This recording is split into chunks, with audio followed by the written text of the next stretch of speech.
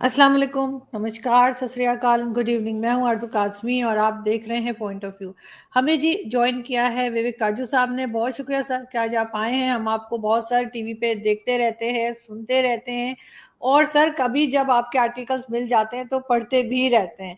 लेकिन सर आज हम सबसे पहले तो शुक्रिया सर कि आपने टाइम दिया। नहीं, शुक्रिया, आपने मुझे बुलाया, दावत दी अपने प्रोग्राम में। बहुत शुक्रिया सर।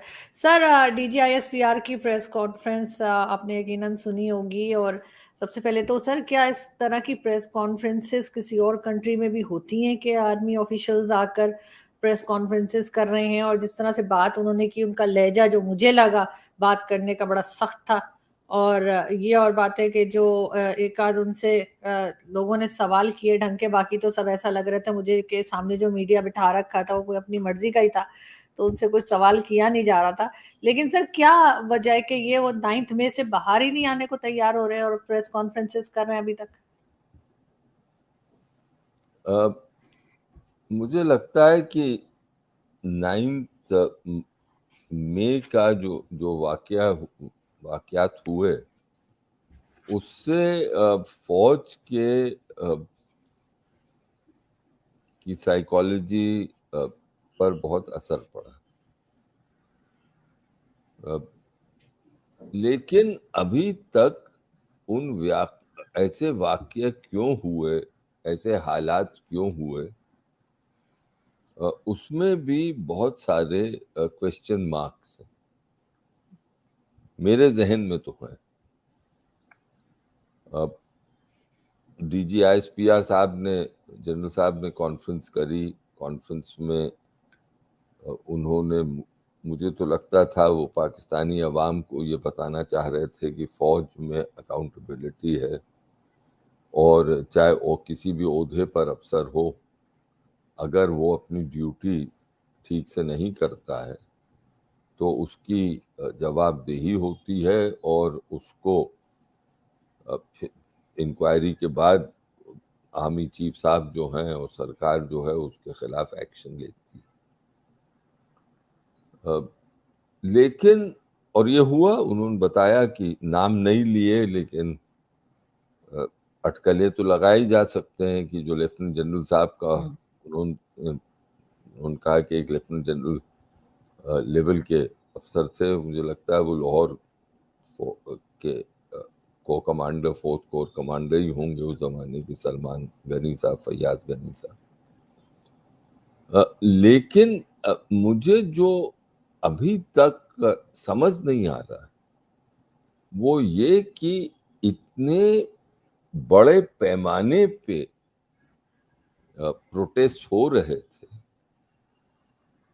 और ऐसे हालात में कहीं पर जो एक बेसिक प्रिकॉशंस लिए जाते हैं वो क्यों नहीं लिए गए? आरजू जी, बेसिक प्रिकॉशन तो यही है कि भाई आप अगर प्रोटेस्ट हो रहा है तो अपने जो गेट है, जो बाउंड्री वॉल है, जो एक्सेस पॉइंट है, उन पर गार्ड बढ़ा दी जाती। जनरल साहबी ने बताया पूरा कि पंजाब और खैबर पख्तूनख्वा का जिक्र किया और बताया कि किन शहरों में ये हुए। तो क्या उनमें से एक कमांडर नहीं था जिसने ये सोचा कि गार्ड बढ़ा दूं, मैं और कुछ नहीं करूं तो गार्ड बढ़ा दूं? पहली चीज। दूसरी चीज, क्योंकि कुछ फौज ने, किसी कमांडर ने एक्शन नहीं लिया, तो उससे ऐसा लगता है कि एक कोई ऑर्डर गया होगा जनरल हेडक्वार्टर से कि रिस्ट्रेंट एक्शन लीजिए, यानी खून खराबा नहीं हो, किसी को चोट नहीं आए। क्योंकि ऐसा तो नहीं हो सकता कि, जो मैं आपसे कह रहा हूं कि इतने बड़े पैमाने पे ये सब हो जाए और कोई कमांडर जो प्रोटेस्टर्स हैं उनके खिलाफ कुछ नहीं करे, अरेस्ट करने की कोशिश नहीं करे, रोकने की कोशिश नहीं करे, शहीदों शहीदों के जो मॉन्यूमेंट्स थे उन पर ये अटैक हो, उनको प्रोटेक्ट नहीं किया जाए। तो इस पर मुझे लगता है तफसील से जो कारण थे वो भी सामने नहीं आए, और जरूर आने वाले हफ्तों में, महीनों में ये आ जाएंगे। लेकिन जो भी हो, मैं इस नतीजे पे पहुंचा कि उसका फायदा आर्मी चीफ साहब आसिम मुनीर साहब को मिला। कैसे? इमरान खान साहब की पूरे पाकिस्तान में, लेकिन खास तौर से पंजाब सूबे में और खैबर पख्तूनख्वा में एक पॉपुलैरिटी थी, और इन प्रोटेस्ट की वजह से उस पॉपुलैरिटी में जो लोग, कुछ लोगों के मन में तो क्वेश्चन मार्क्स आ गए होंगे कि भाई ये रवैया क्या था। दूसरा, फौज को एक मौका मिल गया पाकिस्तान के अवाम को बताने का और एम्फसाइज करने का कि देखिए, हमारा जो रिश्ता है वो अटूट है। कि पाकिस्तानी फौज और पाकिस्तान की जो अवाम है उसके बीच में कोई दरार नहीं ला सकता। और यही बात बार बार जनरल साहब अहमद शरीफ साहब उस दिन अपने प्रेस कॉन्फ्रेंस में दोहरा रहे, और उन्होंने नाम तो नहीं लिया, लेकिन इशारों में तो साफ कर ही दिया कि वो किस पर निशाना लगा रहे। सर उन्होंने ये भी कहा कि 15 लोग हैं फौज के जिनके ऊपर कार्रवाई होगी। उन्होंने कहा 7 ब्रिगेडियर लेवल के बताए, बाकी बताए, लेकिन सर जब तक नाम नहीं बताएंगे, पिक्चर्स नहीं बताएंगे, और सिविलियंस की तो फौरन दिखा देते हैं, तो फौजियों की क्यों नहीं दिखा रहे। और दूसरी उन्होंने ये कहा कि कई महीनों से तैयारी चल रही थी। तो एक ये भी लोगों के जहन में सवाल आ रहा है कि फिर रोका क्यों नहीं गया, अगर महीनों से इन्हें पता था, फिर कैसे ये सब कुछ हो गया। तो कहीं ना कहीं उनकी प्रेस कॉन्फ्रेंस जो थी वो लग ये रहा है कि उनके अपने ही गले पड़ गई है। नहीं, उनके गले कैसे पड़ी ये मुझे बताएं, क्योंकि जो उनके ऑब्जेक्टिव्स थे हम्म। कि एक बार फिर फौज की साख स्थापित करें, स्टैब्लिश करें पाकिस्तान में, वो कर चुके हैं। दूसरा, आप किसी तरह भी देखें, इमरान खान साहब को, पीटीआई को, वो जो पीटीआई बची कुची है उसको वो हाशिए पे ले आए। मैंने ये नोटिस किया है, और अगर मैं गलत कह रहा हूं तो आप प्लीज मुझे क्लैरिफाई करिए, मुझे बताइए मैं गलत हूं, कि जिस दिन से शाह महमूद कुरैशी साहब मिले इमरान खान साहब से जमान पाक, वहीं तो मीटिंग हुई थी शायद, जमान जी। पाक ही मिले थे, उस दिन ये उम्मीद लगाई जा रही थी कि शाह महमूद कुरैशी आएंगे और कुछ बयान देंगे। लेकिन मेरी नजर से कोई शाह महमूद कुरैशी का उस मीटिंग, इमरान खान साहब की मीटिंग के बाद बयान नहीं आया। उस मीटिंग के बारे में तो कोई बयान नहीं आया। और नहीं, एक कुछ नहीं। चीज और मैंने नोटिस करी है कि उस मीटिंग को आज कितने, 2 हफ्ते तो हो गए। जी। उस मीटिंग के बाद इमरान खान साहब ने ज्यादातर खामोशी ही इख्तियार कर ली है। उसके बाद जो उसके पहले वो बहुत एक कड़ी आवाज में, बुलंद आवाज में अपनी बातें रख रहे थे, उसके बाद से तो वो बोलना उन्होंने बंद कर दिया है। तो इसका ये साफ जाहिर है कि आसिम मुनीर साहब ने साफ इशारा कर दिया है उनको कि अब आपकी कोई जगह नहीं है पाकिस्तान की सियासत। उसके साथ साथ अब ये भी लॉ पास हो गई है असेंबली में, नेशनल असेंबली में, कि जो पीरियड ऑफ डिस्क्वालिफिकेशन होगा वो 5 साल का होगा, तो उसके तहत अब नवाज शरीफ साहब वापस आ सकते हैं। बिल्कुल। और लेकिन सर क्या पता इमरान खान को भी कुछ टाइम के लिए ही साइडलाइन किया जा रहा हो, इसलिए कि ये तो बनाया तो इनको एस्टेब्लिशमेंट नहीं है, तो फिर हो सकता है आगे कहीं जाके फिर इस्तेमाल करने की जरूरत पड़े। अभी फिलहाल के लिए उन्हें साइडलाइन किया, क्योंकि शाह महमूद कुरैशी साहब के लिए ये जरूर सुना था मैंने कि उन्होंने इमरान खान से ये कहा है कि या तो आप बाहर चले जाएं, और अगर आप बाहर नहीं जाना चाहते किसी और कंट्री में तो फिर आप खामोशी रखिए, आप स्टेटमेंट्स मत दीजिए। देखिए, बाद में क्या हो ये तो कोई नहीं कह सकता। अब आप हम्म। ही देखिए, खुद ही देखिए कि क्योंकि सियासत में कोई परमानेंसी नहीं होती, हम्म। और पाकिस्तानी फौज प्रोफेशनल फौज भी है और एक सियासी इंस्टीट्यूशन भी है पाकिस्तान के नेशनल लाइफ में। मुझे तो यही लगता है कि आर्मी चीफ साहब जो है वो प्रोफेशनल सोल्जर भी हैं, लेकिन उनकी पाकिस्तान की नेशनल लाइफ में, सियासत में एक मकाम है आर्मी चीफ की पोजीशन। तो वही नवाज शरीफ साहब जो कि फौज या और पीएमएल-एन जो फौज के निशाने पे थी, जिसको फौज ने आज क्या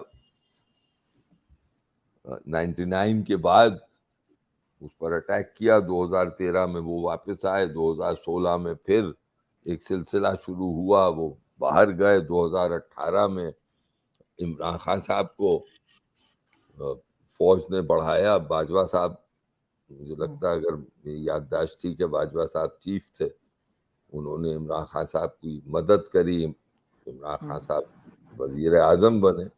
तो इसको देखते हुए परमानेंटली तो कुछ नहीं कहा जा सकता, लेकिन हाँ, आने वाला इंतखाब आपका जो होगा, इलेक्शन होगा, जब भी हो, जी। उसमें मैं नहीं देखता कि इमरान खान साहब और हम्म। पीटीआई की कोई जगह हो, क्योंकि पीटीआई को बहैसियत पार्टी खत्म किया जा रहा है।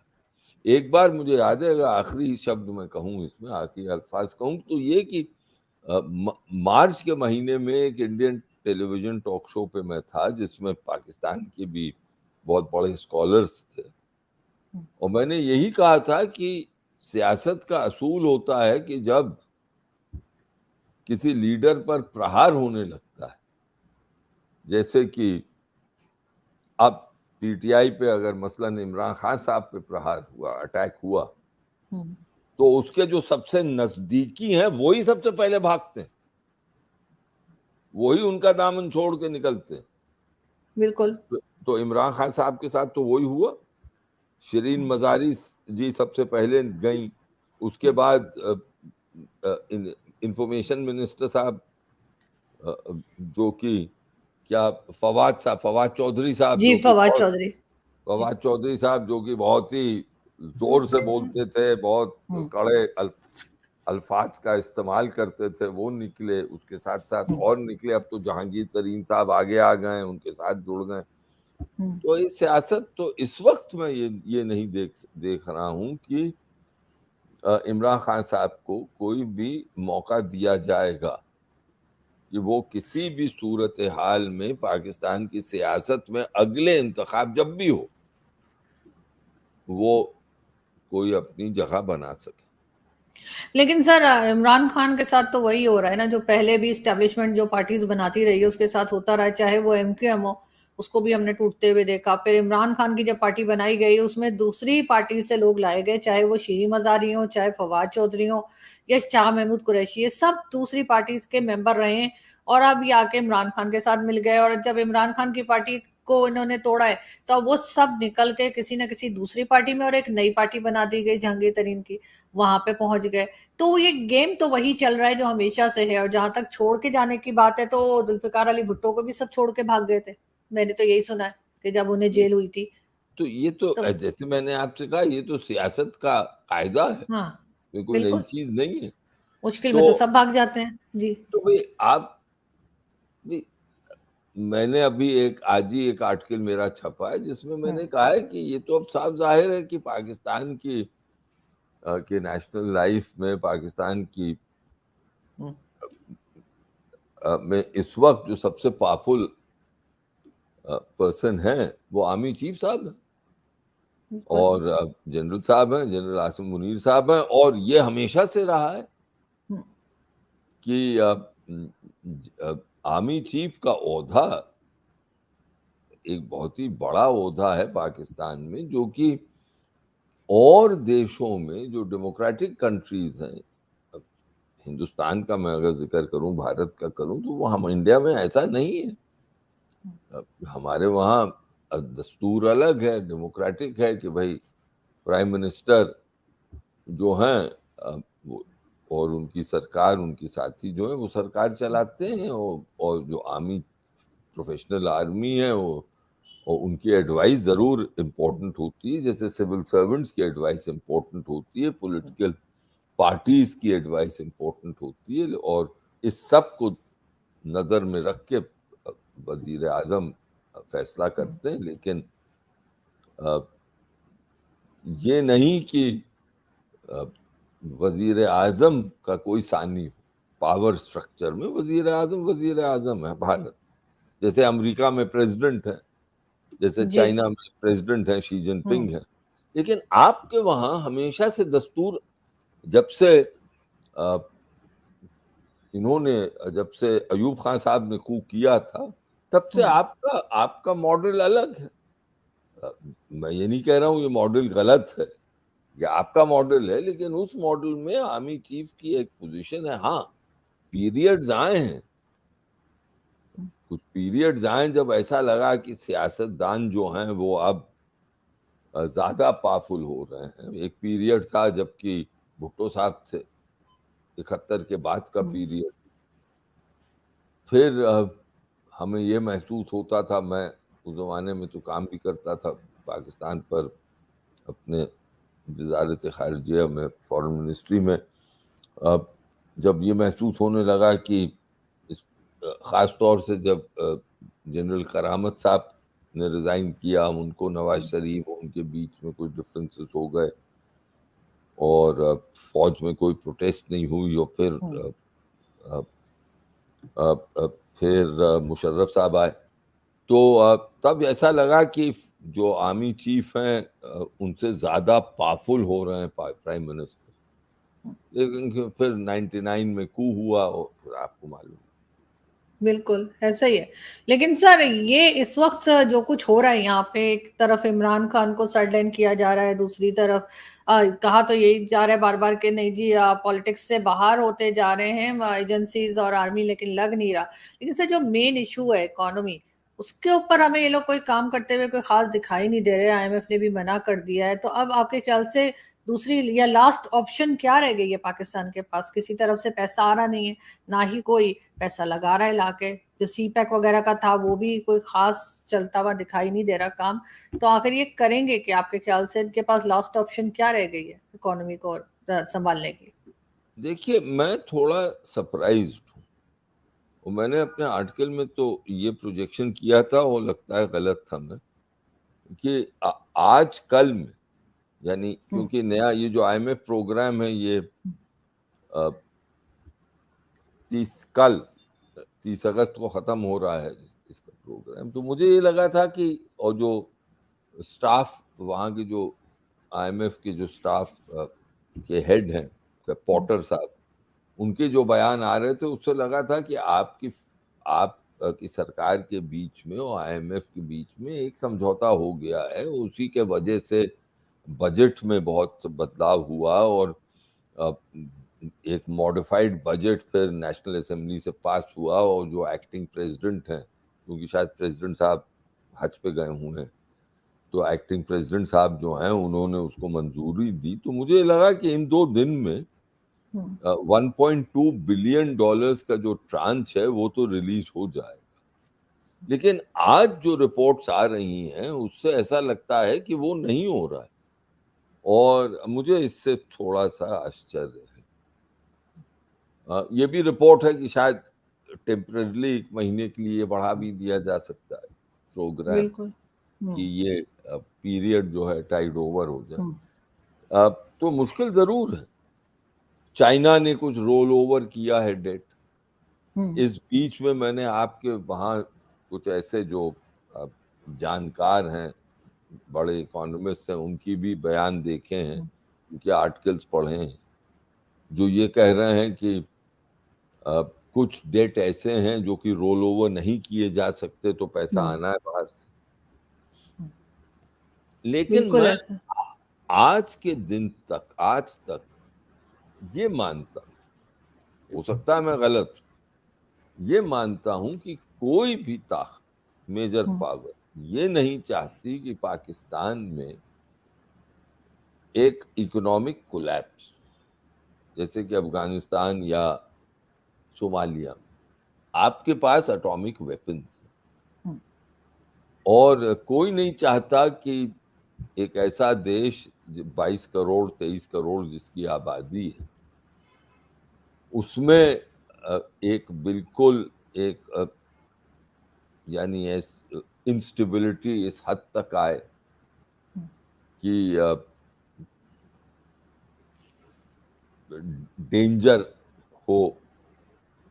और फिर आप दूसरी तरफ ये भी है कि आपकी जो इनफॉर्मल इकोनॉमी है वो बहुत अच्छी है, तो दरअसल जो आपको मुश्किल है वो फॉरेन एक्सचेंज की, कि जी। भाई फ्यूल बाहर से आना है, तो वो तो मुझे लगता है अरब देश जो फ्यूल सप्लाई करते हैं उसमें रुकावट नहीं करेंगे, वो रोल ओवर करते रहे। दवाइयाँ बाहर से आनी है, वो उसमें भी आएंगी। हाँ, ये जरूर है, और ये अफसोसनाक बात है, इसमें दो नुक्ते मैं आपके सामने रखूंगा। ये जरूर है कि इस सब की वजह से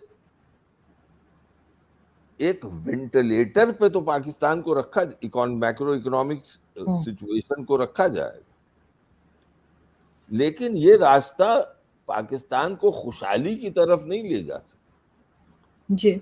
और उसमें मेरा ये मानना है, हमेशा बहुत दिनों से मैं ये मानता हूं, और ये शायद मेरी बात मेरे बहुत पाकिस्तानी दोस्तों को कड़वी लगे, शायद सेल्फिश भी लगे, लेकिन ये वाकई एज एन एनालिस्ट मैं मानता हूं कि ना चीन आपकी इकोनॉमी को स्टेबलाइज कर सकता है, ना सेंट्रल एशिया से आपकी इकोनॉमी स्टेबलाइज हो सकती।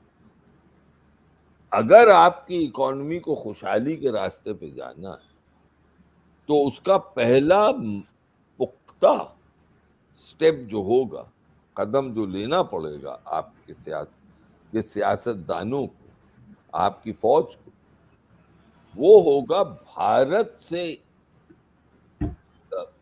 इक्तिसादी इकोनॉमिक दरवाजे जो बंद किए हुए हैं वो खोले। बिल्कुल, दूसरी ऑप्शन नहीं है सर इनके पास, क्योंकि कई लोग कह रहे हैं कि भारत से इनको अपने टर्म्स ठीक करने होंगे, उसके अलावा इनके पास कोई चारा नहीं है, इनको अच्छा लगे या बुरा लगे। लेकिन भारत सर देखते हैं कि ये किस तरह से आगे लेके बढ़ते हैं। जी। लेकिन मुझे नहीं लगता है कि आसानी से ये बात इनके गले से उतरेगी। सर कैसे उतारे, हमेशा से कहते आए हैं कि भारत दुश्मन है और भारत अटैक करने वाला है और क्या कुछ कहते रहे, तो फिर एकदम से अगर ये अपनी बात से उलट कोई हरकत करेंगे तो मतलब लोग तो नहीं सोचेंगे, लेकिन ये सोचेंगे कि लोग क्या सोच रहे होंगे। जबकि लोग जो है उनकी हालत ये कर दी है कि वो बेचारे कुछ सोचने समझने के काबिल नहीं है, वो सिर्फ अपने घर और अपनी यूटिलिटी बिल्स में ही फंस के रह गए। तो लोगों के पास इतना टाइम नहीं रह गया। लेकिन फिर भी ये क्योंकि खुद इनके दिल में चोर है, तो इसलिए ये खुद ही घबरा रहे हैं। बहुत शुक्रिया सर कि आपने आज ज्वाइन किया। थैंक यू शुक्रिया। सो मच सर, बहुत अच्छा, शुक्रिया। आदाब। आदाब सर। खुदा खुदा खुदा हाफिज।